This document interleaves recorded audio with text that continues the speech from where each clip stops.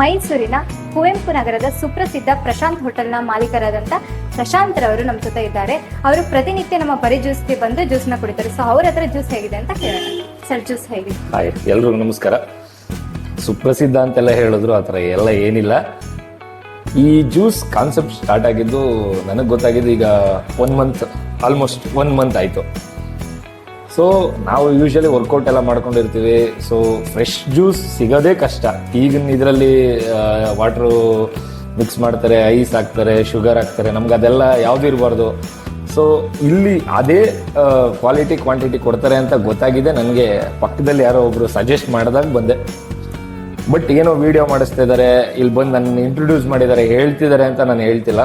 To be honest, ನಾನು daily ಅವ್ರು ಹೇಳ್ದಂಗೆ ನಾನು 2 ಟೈಮ್ ಬರ್ತೀನಿ, ಮಾರ್ನಿಂಗ್ ಮತ್ತು ನೈಟು. ಸಮ್ಟೈಮ್ಸ್ ಈವ್ನಿಂಗ್ ಸ್ಕಿಪ್ ಆಗ್ಬೋದು. ಎವ್ರಿ ಡೇ ಮಾರ್ನಿಂಗ್ ಅಂತೂ ಇದ್ದೇ ಇರ್ತೀನಿ.